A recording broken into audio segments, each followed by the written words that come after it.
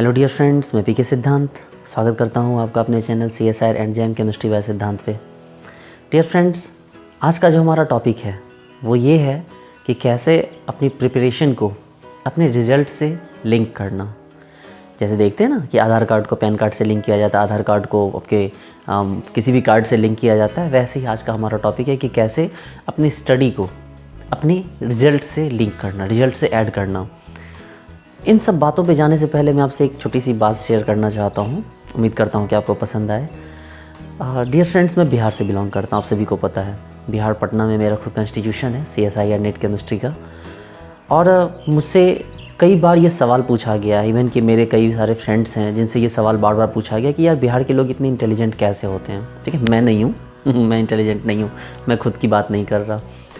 लेकिन एक रिकॉर्ड, ये जो रिकॉर्ड है वो बताता है कि नहीं, बिहार के लोग इंटेलिजेंट होते हैं। उसके पीछे का रीज़न है कि आप सिविल सर्विसेज के आप एक रिजल्ट्स देख सकते हैं, IIT JEE के रिजल्ट्स देख सकते हैं।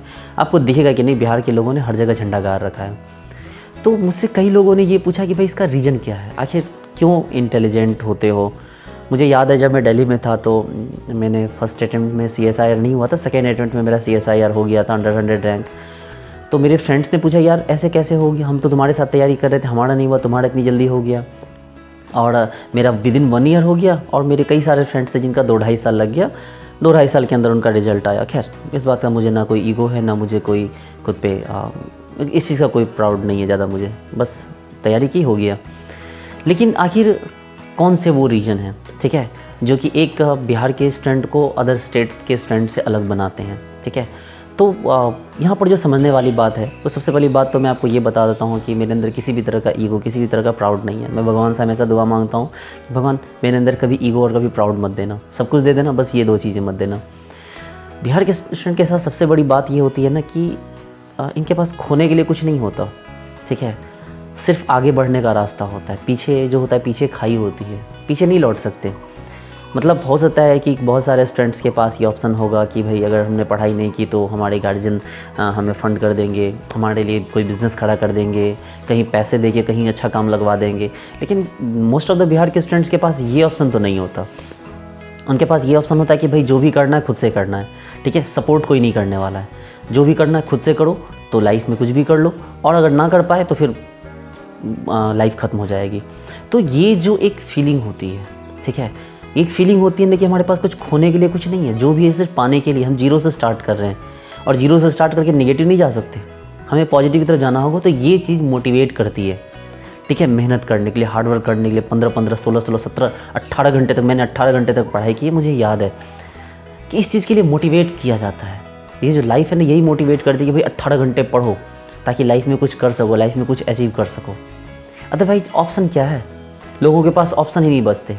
ठीक है, हम किसी भी लेवल पे जाएं, यहाँ पर बहुत सारे लोगों के पास ऑप्शन नहीं होता कि हाई अच्छे बहुत CBSE के एडवांस स्कूल्स में पढ़ सकें, ICSE बोर्ड के स्कूल्स में पढ़ सकें। इतनी फ़ीस यहाँ के गार्जियन मेंटेन, बहुत कम चांसेस होते हैं कि यहाँ के ज़्यादातर लोग कर पाएँ।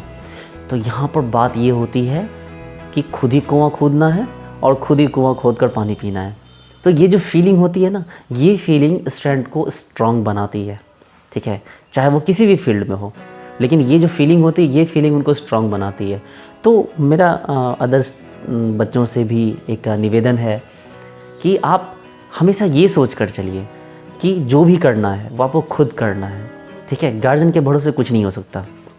अगर हम गार्जियन के भरोसे रहें तो इस फीलिंग को दिमाग से निकालिए कि गार्जियन पे भरोसा नहीं कर सकते। गार्जियन ने हमें पैदा किया, माँ बाप ने हमें पैदा किया, हमें इस दुनिया में लाए, ठीक है, हमें स्ट्रगल करने लायक बनाया, बस दैट्स इट। उनका आशीर्वाद हमारे सर पे है, ये इतनी बात काफ़ी है हमारे लिए। अब आगे का रास्ता हमें खुद तय करना है। ठीक है, महाभारत में 5 पांडवों ने इतनी बड़ी कौरवों की सेना को ख़त्म कर दिया। ठीक है, क्या उनके पिता उनके साथ थे? नहीं। क्या श्री कृष्ण उनकी युद्ध में मदद की? नहीं। उन्होंने सिर्फ रास्ता दिखाया। तो रास्ता दिखाने वाले तो लोग वैसे भी आपको बहुत मिलेंगे, लेकिन खुद अर्जुन को हथियार उठाने पड़े, 5 भाइयों को हथियार उठा के लड़ाई करनी पड़ी, तब जाकर उन्होंने लड़ाई जीती। तो ये हमारी लाइफ भी एक बैटलशिप ही है। हमें यहाँ पर बहुत स्ट्रगल करना होता है, बहुत मेहनत करनी होती, तभी जाके हम लाइफ में अच्छा कर पाते हैं, कुछ अचीव कर पाते हैं। पहली बात। दूसरी बात कि हमारे बिहार में एक कॉमन सिस्टम चला होता है ट्यूशन पढ़ाने का। ठीक है, तो सुनने में बहुत ही नॉर्मल सी बात लगती है, लेकिन रियलिटी में ये एक बहुत ही बड़ी बात है।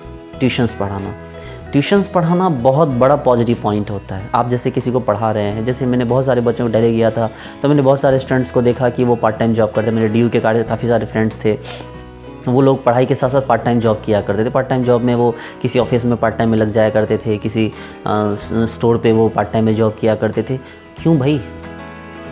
आपको जो आता है आप वो छोड़ के कुछ और कर रहे हो। पढ़ाओ, चाहे वो होम ट्यूशन पढ़ाओ, चाहे ऑनलाइन पढ़ाओ, ऑफलाइन पढ़ाओ, 10 बच्चों को बिठा के पढ़ाओ, क्योंकि पढ़ाने से आपकी प्रैक्टिस बनती है। ठीक है, आपका सब्जेक्ट पे ग्रिप अच्छा बनता है, और यही तो सब्जेक्ट ग्रिप आपको आगे किसी भी एग्ज़ाम को क्रैक करने में हेल्प कर सकता है। मैंने खुद 5 साल IIT JEE को पढ़ाया है। ठीक है, और उसी IIT JEE को पढ़ाने का रिजल्ट था कि मेरा सेकेंड अटैम्प्ट में ही JRF हो गया। उसके बाद लगातार कई बार हुआ फिर JRF। ठीक है, तो पढ़ाने का बहुत बड़ा इम्पैक्ट होता है। आप इस चीज़ को इग्नोर मत कीजिए। ठीक है, पढ़ाना हमेशा बेस्ट ऑप्शन होता है लाइफ का। ठीक है, उससे बेटर कोई पार्ट टाइम जॉब नहीं हो सकता। अच्छे पैसे भी मिल जाते हैं और आपको अपनी खुद की सेल्फ स्टडी करने का पूरा टाइम मिलता है, और जो आप पढ़ाते हैं आप उसे कभी नहीं भूलते। ठीक है, जैसे मैंने 4-5 साल IIT JEE को पढ़ा है तो केमिस्ट्री के सारे पॉइंट मुझे याद हो गए थे। नींद में भी मैं केमिस्ट्री के पॉइंट को दोहरा देता था। और जब मैं दिल्ली गया तो वहाँ मेरे बहुत सारे फ्रेंड्स बने, DU के, LPU, DU के, कुरुक्षेत्र यूनिवर्सिटी के, DSB कैंपस के बहुत सारे फ्रेंड्स बने। ठीक है, बहुत अच्छे कॉलेज के मेरे फ्रेंड्स बने, लेकिन मैंने किसी को भी देखा नहीं कि उनके बेसिक स्ट्रॉन्ग है। तो बेसिक स्ट्रॉन्ग क्यों नहीं है? क्योंकि उन्होंने बेसिक पे ध्यान नहीं दिया। मैं सबकी बात नहीं कर रहा, मैं इंडिविजुअल की बात नहीं कर रहा, मैं बस समझा रहा हूँ आपको। इसको आप मेरे पर्सनल एक्सपीरियंस से जोड़ सकते हैं, लेकिन आप इसको मेरे ईगो या मेरे एरोगेंस का नाम नहीं दे सकते, क्योंकि वो मेरे अंदर नहीं है। तो क्या हुआ ना कि मैंने देखा कि उनके बेसिक गोल हैं, और जब मैं उनसे मिला तो उनको लगा, सिद्धांत इतनी केमिस्ट्री तुमको आती है बेसिक? मैंने बोला यार इसमें कौन सी बड़ी बात है, तो सारी जूनियर लेवल की केमिस्ट्री है। तो लोग यहाँ मार खा जाते हैं। जूनियर लेवल को जूनियर लेवल समझ के वो स्किप करते जाते हैं। अब सोचो कि कोई स्टूडेंट BSc में पढ़ रहा है, अब उसको लग रहा है यार ठीक है ना, 10th 11th की केमिस्ट्री हमें क्या करना। MSc में पढ़ रहा है, उसको 11th 12th की केमिस्ट्री नहीं आ रही है, तो भैया क्या करोगे? किसी भी लेवल पे CSIR नेट हो, जैम हो, गेट हो, क्या लगता है आपको 11th 12th की NCERT छोड़ के क्वेश्चन आएंगे? तो आप क्या करते हो कि NCERT उठा लेते हो, थोड़ा थोड़ा पढ़ना स्टार्ट करते हो, मतलब एक दिखावे के लिए। उससे क्या हो जाएगा भाई? NCERT आपको बिल्कुल याद होनी चाहिए। और कैसे याद होगी? पढ़ के? इम्पॉसिबल है, पढ़ा के याद होगी। आप NCERT पढ़ाओ ना बच्चों को। NCERT प्रॉब्लम हो तो NCERT की कैप्सूल खरीद के ले आओ, उसके सोर्सों में देखो कहाँ प्रॉब्लम हो रही है, उसका सोल्यूशन देखो। आजकल तो इतने कोर्सेज हो रखे हैं, वहाँ से आप देखो, उनकी हेल्प लो और हेल्प लेके पढ़ाओ। इसका आपको बहुत ज़बरदस्त एडवांटेज मिलेगा, आप मेरा यकीन करो। मैंने खुद 5 साल IIT JEE को पढ़ा है, लाइफ में हर कुछ अचीव किया, और उसके बाद मैंने CSI JRF का भी रिजल्ट मेरा हुआ, गेट का भी रिजल्ट हुआ। ठीक है, अभी लाइफ में बहुत सारी चीज़ें मुझे अचीव करनी है, लेकिन पढ़ाने को मैंने अपने DNA में शामिल कर लिया। आज भी मैं ऑनलाइन पढ़ाता हूँ तो लोगों को अच्छा लगता है पढ़ना, मुझे पढ़ाना अच्छा लगता है। ठीक है, तो पढ़ाने को अपनी रूटीन में शामिल करो। ठीक है, चलिए आगे बढ़ते हैं कि हमारे साथ एक बड़ी समस्या होती है, मतलब हमारे साथ में स्टूडेंट कम्युनिटी के साथ, कि लोग भूलते हैं। ठीक है, आज याद करो भूल जाओ, कल याद करो भूल जाओ। इस चीज़ का सबसे बेस्ट एग्जांपल मैं आपको देता हूँ। जब आप 11th 12th में थे, आपको याद है कि पीरियोडिक टेबल के एटॉमिक नंबर याद करने में कितनी परेशानी हुई थी? हाँ, आप याद करो। मुझे जहाँ तक याद है कि पीरियोडिक टेबल के एटॉमिक नंबर याद करने में कई दिन बर्बाद हो गए थे। और जब मैंने लगभग 5 से 7 हज़ार स्टूडेंट से ज़्यादा को पढ़ाया है, ठीक है, IIT JEE के, और उन सब के साथ मैंने ये प्रॉब्लम देखी। मोस्ट ऑफ द स्टूडेंट्स के साथ इनको पीरियोडिक टेबल के एटॉमिक नंबर याद करने में प्रॉब्लम होती है। क्यों होती है ये प्रॉब्लम? मुझसे फ्रिक्वेंटली स्टूडेंट्स ये एक सवाल पूछा करते हैं कि सर मतलब हम पढ़ते हैं भूल जाते हैं, पढ़ते हैं भूल जाते हैं, पढ़ते हैं भूल जाते हैं। अरे भाई प्रॉब्लम कहाँ है फिर? आखिर क्यों पढ़ के भूल जाते हैं? सबके साथ होती है भाई पढ़ के भूलना। इनफैक्ट सोच के देखो तो पढ़ के भूलना एक मतलब बहुत बड़ा वरदान है। अगर आप पढ़ के नहीं भूलते हो तो फिर ये कहीं ना कहीं ये आपके मेंटल डिसबैलेंस का कारण बन जाएगा। देखिए, भूलना सही भी है, भूलना गलत भी है। मैं आपको पहले विस्तार से बताता हूँ भूलना सही क्यों है। हमारी लाइफ में बहुत सारे ऐसे मोमेंट हुए होते हैं जो हमारे लिए काफ़ी ऑकवर्ड होते हैं। हम किसी से लड़े होते हैं, कभी पिटे होते हैं, कभी पीटे होते हैं। सारे मोमेंट्स हमारी लाइफ में आते हैं। कभी हमारी इंसल्ट होती है, कभी हमने किसी की गलती से इंसल्ट कर दी होती है। तो ये चीज़ें अगर हम भूलेंगे नहीं तो ये हमेशा डिस्ट्रैक्ट करता रहेगा। हमारी लाइफ में कई ऐसे मोमेंट आते हैं जब हमारी आंखों से आंसू गिरते हैं, जब हम डिस्टर्ब होते हैं। तो ये मोमेंट हमें याद नहीं रहने चाहिए। और ये मोमेंट हमें कब याद नहीं रहेंगे? जब हम इन चीज़ों को भूल जाएंगे। लेकिन बात करते हैं सब्जेक्ट की। सब्जेक्ट तो ऐसी चीज़ नहीं है। सब्जेक्ट ना तो कभी हमें इतना प्लेजर देता है, ना तो हमें कभी इतना सॉरो देता है, ना तो हमें कभी इतना सुख देगा, ना तो कभी हमें दुख देगा। अब इलेक्ट्रोकेमिस्ट्री को पढ़ के आप पागल तो नहीं हो जाओगे ना, खुशी से नाचने तो नहीं लगोगे ना इलेक्ट्रोकेमिस्ट्री समझ के। लेकिन आपकी लाइफ में कोई ऐसा काम करना चाहो, कोई ऐसा प्रपोजल हो जो एक्सेप्ट हो गया हो, तो सोचो तो नाचना तो बनता है। लेकिन इलेक्ट्रोकेमिस्ट्री सॉलिड स्टेट काइनेटिक्स समझ में आ जाए तो नाचना नहीं बनता है। उसी तरह से अगर मान लो कभी हमारा पर्स गुम गया, पर्स में 10,000 रुपये थे और 10,000 रुपये गुम गए तो हमारा सर पकड़ के रोना भी वाजिब है, इतना दुख वाजिब है। लेकिन इलेक्ट्रोकेमिस्ट्री का रिवाइज नहीं हुआ, ऑर्गेनिक केमिस्ट्री थोड़ा भूल गए, सवाल नहीं बन रहे, तो हम उसके लिए सर पटक के नहीं रोएंगे। तो बात एक लेवल की है। सब्जेक्ट हमें इतनी खुशी और इतना दुख नहीं देता जितना जीवन में हमारी और चीज़ें देती है। तो हम अपने भूलने की आदत को सब्जेक्ट से कंपेयर नहीं कर सकते। अब समझो कि आखिर क्या करें कि हम सब्जेक्ट को ना भूलें। सबसे पहली बात तो होती है इंटरेस्ट। ठीक है, इंटरेस्ट क्रिएट करना बहुत ज़रूरी है। जब आप सुबह उठते हो, ठीक है, ब्रश करते हो, आप मतलब नहाते हो, आप वॉशरूम जाते हो, तो क्या मतलब सोचते हो, क्या प्लानिंग करते हो क्या पूरी रात से कि यार हमें ऐसे करना, सुबह उठ के मुंह धोना, ब्रश मुंह में डालना है, ब्रश करना है, टंग क्लीनर यूज़ करना है, क्या मतलब मन में सोचते हो क्या इस बारे में? ऑब्वियसली नहीं सोचते होगे, वो तो ऑटोमेटिक हो जाता है। तो फिर आपको सब्जेक्ट से इतना प्यार क्यों नहीं है कि ऑटोमेटिक आपके दिमाग में आए कि भाई मुझे इलेक्ट्रोकेमिस्ट्री पढ़नी है, मुझे काइनेटिक्स पढ़ना है, मुझे ऑर्गेनिक इक्वेशन सॉल्व करनी है? क्यों वो इतना वो प्यार क्यों नहीं है? क्यों नहीं उस ऑर्गेनिक केमिस्ट्री की बुक को देखते के साथ आपकी आंखों में वो दिल वाला सिंबल बनना स्टार्ट हो जाता है? क्यों नहीं आपके जो है चारों तरफ से दिल के सिंबल गिरने लगते हैं, स्माइली? ऐसा क्यों नहीं होता है? उसको देख के आपको प्यार क्यों नहीं आता है? कोऑर्डिनेशन को देख के, ऑर्गेनोमेट्रिक को देख के आपको ऐसा क्यों नहीं लगता है कि यार वाह किस कर लूँ मैं इतनी बुक को? ये फीलिंग क्यों नहीं आती है? जबकि रियलिटी यही है कि आपके आने वाले लाइफ में जो आपका मेजर रोल प्ले करेगा वो यही करेगा। ठीक है, ये जो सब्जेक्ट्स हैं यही आपकी लाइफ में मेजर रोल प्ले करेंगे, आपको लाइफ में आगे बढ़ाने का ये सब्जेक्ट ही करेंगे और चीज़ें ज़्यादा नहीं करेगी। फिर भी आपको इससे प्यार नहीं होता, तो बात यहाँ अटकी हुई है। बात आपके सोच की है, बात ग्राउंड रियलिटी की। देखिए, मुझे संदीप माहेश्वरी जी की तरह बोलना नहीं आता, मुझे उज्जवल पाटनी की तरह समझाना नहीं आता, क्योंकि मैं प्रोफेशनल नहीं हूँ। वो प्रोफेशनल है, बहुत बड़े लोग हैं, प्रोफेशनल हैं।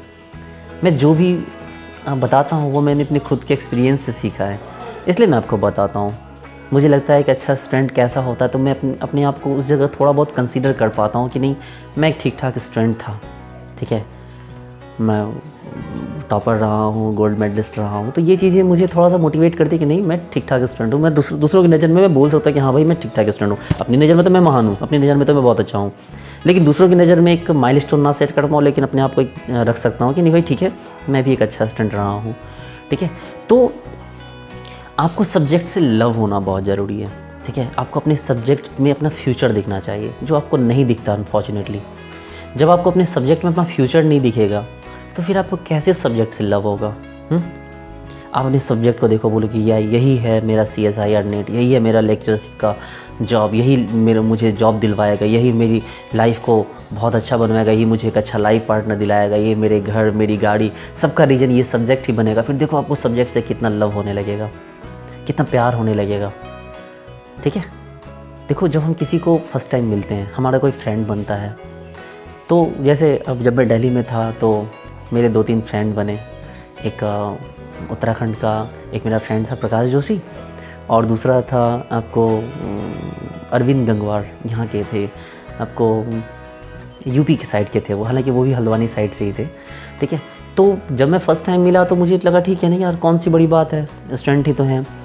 फिर 1 आध घंटे में बैठा उनके पास तो मैं उनकी सोच से प्रभावित हुआ। फिर 2-4-5 घंटे लगे, 6-7 घंटे लगे, फिर 2-4 दिन बीते, तो मुझे लगा यार ये तो बड़े कमाल के बंदे हैं। और फिर धीरे धीरे मुझे उनसे इतना मतलब अफेक्शन हो गया कि आज मैं उनको बोलता हूँ कि यार वो मेरे भाई हैं, मुझे इतना प्यार हो गया उनसे। ठीक है, कि जब मैं उनसे वीडियो कॉल होती है मेरी आंखों में आंसू आ जाते हैं, इतना प्यार है हम दोस्तों में। तो क्या ये एक दिन में डेवलप हो गया? ऑब्वियसली नो, एक दिन में डेवलप नहीं हुआ ये, इसे समय लगा, टाइम लगा। तो आप ये कैसे सोच लेते हो कि जिस सब्जेक्ट को आपको पढ़ना, उस सब्जेक्ट को आपने आज पढ़ा, 2 दिन पढ़ा और आपको सब्जेक्ट समझ में नहीं आया तो आपको सब्जेक्ट से छोड़ दिया आपने? लगे रहो कुछ दिन, ठीक है, कुछ दिन लगे रहो। ये सब्जेक्ट भी एक तरह का प्रपोजल ही है। आप प्रपोजल किसी को देते हो तो ज़रूरी थोड़ी कि 2 दिन में एक्सेप्ट हो जाता है, लगे रहना पड़ता है। कुछ कोई लोग सालों भर लगे रहते हैं। हाँ, वो फिल्म देखो वीर ज़ारा, शाहरुख खान ने अपनी लाइफ ख़राब कर दी प्रपोजल एक्सेप्ट करवाने के चक्कर में। तो ये सब्जेक्ट भी तो एक प्रपोजल ही है ना, इतनी जल्दी कैसे स्किप कर जाते हो? तो सब्जेक्ट को पहचानो, सब्जेक्ट से लव करना सीखो। हाँ, लव करने का रीज़न ये होगा कि आपको अच्छे टीचर्स मिलें जो आपको उन बातों को समझाएं, आपको समझने में हेल्प करें। जब आप उस चीज़ को समझोगे, आप उसको रियलाइज़ करोगे, सब्जेक्ट को अपने दिल में महसूस करोगे, तभी तो आप उस सब्जेक्ट के साथ जुड़ पाओगे। ऐसे थोड़ी होता है कि आपने किताब उठाई, किताब पढ़ा, नहीं समझ में आया, तब भी रट गए, तब भी सब्जेक्ट से आपको अटैचमेंट हो गया। नहीं होता है भाई, नहीं होता है। यहाँ तो बेस्ट फ्रेंड्स के बीच भी अगर कॉम्बिनेशन ना बने, अगर उनका अंडरस्टैंडिंग लेवल ना अच्छा हो तो उनका दोस्ती टूट जाती है। हस्बैंड वाइफ का ब्रेकअप हो जाता है, ठीक है, उनके डिवोर्स हो जाते हैं सिर्फ अंडरस्टैंडिंग ना बनने के कारण। तो आप ये कैसे सोच सकते हो कि अगर सब्जेक्ट के साथ आपका अंडरस्टैंडिंग नहीं बनेगा तो सब्जेक्ट पे आप ग्रिप बना लोगे? तो उसके लिए ज़रूरी है कि आपको अच्छे टीचर्स मिलें। अब आज ऑनलाइन के ज़माने में आपके पास टीचर्स की कमी नहीं है। कोई भी टॉपिक है, 2-4 टीचर्स अच्छे सेलेक्ट करके रखो जिनके अच्छा पढ़ाने का तरीका, उनसे वो टॉपिक को पढ़ा करो, उनसे उस टॉपिक को सीखने की कोशिश करो। तो ज़रूरी है कि आपको वो टॉपिक बहुत अच्छे समझ में आएगा, बहुत अच्छा आप सीख पाओगे, फिर उस सब्जेक्ट से आपको प्यार होने लगेगा। और जब उस सब्जेक्ट से प्यार होगा तो फिर वो सब्जेक्ट आपका साथ लंबे समय तक निभाएगा। मैंने अपनी लाइफ में जो भी किया है, मुझे हमेशा लगता है ना कि मेरे ऊपर माता सरस्वती का आशीर्वाद है, ठीक है। मुझे एजुकेशन, मैंने आज जो भी किया है वो एजुकेशन के बलबूते पे किया। और मैंने बहुत ऐसे लोग देखे हैं कि उन्होंने एजुकेशन के बलबूते ही बहुत कुछ किया है। तो फिर आप क्यों नहीं कर सकते? इसलिए ध्यान दो कि आपको सब्जेक्ट से प्यार हो जाए। अब सब्जेक्ट से कैसे प्यार होगा भाई? तो चलिए मैं एक बार वापस आता हूँ कि हम लोग भूलने की बात कर रहे थे कि हम लोग किसी चीज़ को भूलते क्यों हैं। तो भूलने के पीछे मैं आपको एक साधारण सी बात बताता हूँ, ये बहुत बड़ी बात नहीं है, ऐसे आपके पास और भी अच्छे तरीके होंगे, लेकिन मैं आपको बताता हूँ कि जो सब्जेक्ट को आप पढ़ते हो, ठीक है, 2-3 चीज़ों को ध्यान रखो। एक तो हाइलाइटर यूज़ किया करो हमेशा, ठीक है। जो हाइलाइटर है उसको हाइलाइटर यूज़ किया करो, कॉपी के ऊपर उसको मार्क किया करो, जो भी पढ़ते हो उसको इंपॉर्टेंट पॉइंट को हाईलाइट कर दिया करो, उसको मार्क किया करो, ठीक है। इससे क्या होगा कि आपके सारे पॉइंट्स क्लियर होते रहेंगे, ठीक है। जो आपने पॉइंट आपने कर रखे हैं वो आपके क्लियर हो रखेंगे, ठीक है, हमेशा के लिए आपको कहीं ना कहीं आपके दिमाग पे वो प्रिंट हो जाएगा। दूसरी बात कि जब आगे पढ़ते हो तो पीछे वापस मत जाओ बार बार, एकदम फोकस हो जाओ। फोकस हो कि कॉपी के एक, मतलब जो भी आपकी बुक्स है उसकी एक एक लाइन को पढ़ने की कोशिश करो, ठीक है। देखिए होता है क्या है ना, कभी कभी हम एक ही चीज़ को 10 बार भी पढ़ लेते तब भी समझ में नहीं आता, कभी हम उसको एक बार पढ़ते हैं तब भी समझ में आ जाता है, लेकिन टाइम तो 10 गुना खर्च होता है 10 बार पढ़ने में। तो अगर भाई आपको पढ़ने मन नहीं लग रहा तो जाओ खेल लो, कूद लो, थोड़ा इन्जॉय कर लो, लेकिन जब पढ़ते हो तो 100% मोटिवेट हो कि आपको अच्छे से पढ़ाई करनी है, ठीक है। आपको सारा फोकस, आपको सारा जो एनर्जी है, जो एफिशिएंसी वो उसके ऊपर डालना है, उसमें कुछ मत सोचो। उसको एक, आपको नहीं कुछ कर रहे हो ना, एक ही पेज पढ़ रहे हो ना, कोई बात नहीं, एक ही पेज पढ़ो। देखो आदत बनाओ, ठीक है, देखो आदत बनानी होती है। तो जैसे कि ना मैं बता रहा हूँ, जब मैं बचपन में था ना तो मैं बड़ा ऑकवर्ड टाइप का इंसान था, मुझे लोग पसंद नहीं किया करते थे ज़्यादा, ठीक है। तो मैं ना लोगों के बीच फिट नहीं बैठता था, शायद मेरा जो बिहेवियर था वो लोगों में फिट नहीं बैठता था। तो फिर क्या हुआ कि मेरा एक फ्रेंड है प्रवेश, ठीक है, तो मैंने उसको सब लोग बहुत लाइक करते हैं, सब लोग उसको बहुत प्यार करते हैं। तो मैंने सोचा कि भाई आखिर ऐसा कैसे है कि इसके सब लोग बहुत प्यार करते हैं। तो मैंने उसको वॉच करना शुरू किया कि आखिर उसकी एक्टिविटी कैसी है, आखिर वो बंदा करता क्या है जो लोग उसको इतना प्यार करते हैं सब लोग। इवन कि वो मेरे घर आता तो मेरे ज़्यादा उसकी इज्जत होती है, वो जहाँ जाता उसके सारे फ्रेंड्स बन जाते हैं, मेरे कोई फ्रेंड नहीं बनते। तो मैंने इसको बहुत क्लोजली वॉच किया और मैंने देखा कि उस बंदे के बात करने का तरीका क्या है, वो क्या करता है, वो कैसे करता है, और मैंने उसको कॉपी कर लिया। मैंने कोशिश की कॉपी करने की और 6-7-8 महीने लगे, साल भर लगे, मैंने उसको कॉपी कर लिया लगभग। आज मुझे लगता है ना कि लोग बोलते हैं यार तुम दोनों दोस्त में तो कोई अंतर ही नहीं, एक जैसे लगते हो। तो वो अच्छी चीज़ थी तो मैंने कॉपी कर ली। तो हम उस चीज़ को कॉपी कर सकते हैं, तो पढ़ने के तरीके को क्यों नहीं कॉपी कर सकते हम, ठीक है। पढ़ने का जो बेस्ट वे है उसको हम लोग क्यों नहीं अपनी लाइफ में उतार सकते हैं। आप में से ज़्यादातर बच्चे हैं कि आप लोगों ने हाइलाइटर ख़रीदा तो होगा, लेकिन मुझे नहीं लगता कि कभी आप लोगों ने ढंग से हाइलाइटर यूज़ किया होगा। तो क्यों ना हाइलाइटर को पढ़ने के स्टाइल में ही शामिल कर लो आप। ये पैकेट में जहाँ एक पेन होता है वहाँ एक पेन के बगल में हाइलाइटर की भी जगह डाल दो, ये क्यों नहीं हो सकता कि हाइलाइटर को हमेशा ही यूज़ करने की एक आदत बना लो आप कि हाइलाइटर यूज़ करना ही करना है? ऐसा क्यों नहीं हो सकता? हाइलाइटर यूज़ करना क्या ख़राब बात है? हाइलाइटर को यूज़ करना अपनी एक आदत बनाओ। दूसरी बात, जब आप पढ़ते हो तो आप क्या करते हो कि मतलब फोकस नहीं होते और एक ही लाइन को पढ़े फिर पीछे आए फिर आगे बढ़े फिर पीछे, मत करो ऐसा। इतने फोकस होकर पढ़ो कि एक बार को जब पढ़ते तो पढ़ के पूरा ख़त्म कर लो। तीसरी बात कि पढ़ने के टाइम में उस कॉपी पे पेन रख के पढ़ा करो। ऐसे पेन रखो, ऐसे ऐसे धीरे धीरे पढ़ो, बोल के मत पढ़ो, क्योंकि बोल के पढ़ोगे तो आपका माइंड डिस्टर्ब होगा। लिपसिंग कर सकते हो, लिपसिंग बिल्कुल लिपसिंग किया करो। ऐसे पेन ले लो, ऐसे लिपसिंग करके पढ़ा करो। इससे क्या होगा ना कि आपकी उस चीज़ की याद होने की जो चांसेस हैं वो बहुत ही ज़्यादा होंगे, ठीक है। और सबसे ज़रूरी चीज़ है ना कि अपने दिमाग में एक टारगेट सेट करके रखो, ठीक है। अपने दिमाग में एक बात सेट करके रखो कि उस बात को कभी मत भूलो कि जिस बात ने आपको ज़िंदगी में बहुत ज़्यादा हर्ट किया है। किसी ऐसे पर्सन से ज़रूर इंस्पायर्ड हो जिसको आप आइडियल मान सको और जिसके जैसे अपनी लाइफ को आप कर सको, ठीक है। लाइफ में ठोकर खाना भी बहुत बड़ी ज़रूरी चीज़ होती है, बहुत ज़रूरी होता है लाइफ में ठोकर खाना। और उस ठोकर को भूल जाने वाला इंसान कुत्ता होता है। अगर किसी ने आपको लाइफ में हर्ट किया है तो उसको भूलो मत, ठीक है। उस चीज़ को अपने अंदर ज़िंदा रखो, क्योंकि वो मेमोरी जो होगी ना वो हमेशा आपको रिकॉल करेगी मेहनत करने के लिए, अच्छा करने के लिए, उस चीज़ को चेंज करने के लिए, उस पर्सन को दिखाने के लिए जिस पर्सन ने आपकी इंसल्ट की है, जिस पर्सन ने आपको परेशान किया, जिस पर्सन ने आपकी रिक्वेस्ट, आपकी रिस्पेक्ट नहीं की है, उस पर्सन को दिखाने के लिए वो जुनून अपने अंदर ज़िंदा रखो कि जब मैं आऊँगा तो तुम जैसे लोगों को दिखा दूँगा, ठीक है। मैं इस भावना से नहीं बोल रहा कि आप उससे बदला लीजिए। शो ऑफ करना बहुत गंदी बात होती है, बहुत गलत बात होती है, लेकिन हमारे दिमाग को भी एक टारगेट चाहिए होता है जिस टारगेट के आसपास वो घूम सके। देखते हो जो गाय होती है तो गाय के गले में एक लंबी सी रस्सी होती है और उस रस्सी के एंड में एक खूंटा होता है, उस खूंटे को ठोक दिया जाता है या उस गाय को किसी खूंटे से बांध दिया जाता है। वो गाय उसी के गोल गोल घूमती है और अगर वो खूंटा उखड़ जाए तो क्या होगा, फिर वो गाय कहीं और चली जाएगी। ऐसे ही हमारी लाइफ है। हम जब तक अपनी लाइफ के अपने दिमाग में एक टारगेट सेट नहीं करेंगे, जब तक दिमाग में एक प्राइम टारगेट सेट नहीं करेंगे, जब तक अपने दिमाग की पतंग को हम एक डोर से बांध के अपने हाथ में नहीं रखेंगे, तब तक हम सही डायरेक्शन में काम नहीं कर सकते। क्योंकि आपको ही पता है कि अगर पतंग की डोर कट जाए तो पतंग कहाँ जाएगा, कौन जानता है। तो ऐसे ही अपने दिमाग में प्राइम टारगेट सेट कीजिए। किसी ऐसी बात को हमेशा याद रखिए, मत भूलिए जो आपको मेहनत करने के लिए उकसाए। जब आप चैन से सोने की कोशिश करो तो वो आपको बोले कि अरे तुम सो कैसे सकते हो, उस पर्सन ने तुम्हारे साथ ऐसा किया, उस पर्सन ने तुम्हें ये किया है। उसको दिखलाने के लिए तुम्हें आगे बढ़ना होगा, ठीक है। देखिए मेरी बात का आप गलत सेंस मत लीजिए, मैं आपको गलत बात नहीं सिखाता। मैं एक टीचर हूँ, मैं कभी भी आपको गलत सलाह नहीं दूंगा। लेकिन लाइफ में कुछ चीज़ें ज़रूरी होती है हमारे सेल्फ़ रेस्पेक्ट को ज़िंदा रखने के लिए, क्योंकि लाइफ में अगर सेल्फ़ रेस्पेक्ट मर गई ना तो फिर कुछ नहीं बचा, और अगर सेल्फ़ रेस्पेक्ट है तो फिर आपको कभी कोई नहीं मार सकता। इसलिए सेल्फ़ रेस्पेक्ट रखिए और जिस भी पर्सन ने आपके सेल्फ़ रेस्पेक्ट को हर्ट किया उसको अपने सेंटर में रखिए और उस चीज़ को भूलिए मत कभी, क्योंकि वो जो होगा ना, वो जो जुनून होगा वो आपको रात को उठ के लात मारेगा, धक्के मारेगा कि उठ बैठ पढ़। दिखाना है कि नहीं उस पर्सन को, करना है कि नहीं वो काम जिसने तुम्हें ये समझा, जिसने तुम्हारी इंसल्ट की, कैसे छोड़ सकते हो उसको। आसान नहीं होती लाइफ कभी। हम बदला लेना इंसान की फितरत होती है। जिस इंसान के अंदर ये फितरत नहीं थी फिर वो इंसान कैसा। बदला लेना एक फितरत है इंसान की। मैं ये नहीं बोलता कि माफ़ करना अच्छी बात नहीं, माफ़ करना भी बहुत अच्छी बात है।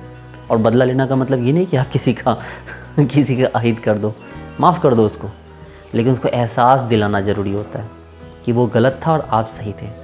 और इसके लिए ज़रूरी है कि आप सक्सेसफुल हों, आप सफल हों। और मुझे लगता है कि ज़्यादातर बिहार के लोगों के सक्सेस का जो रीज़न है, जो पॉइंट है, जो पार्ट है, ठीक है, उनकी लाइफ का जो उनको मोटिवेट करता है हमेशा आगे बढ़ने के लिए, मेहनत करने के लिए, वो शायद यही है। Thank you so much and bye.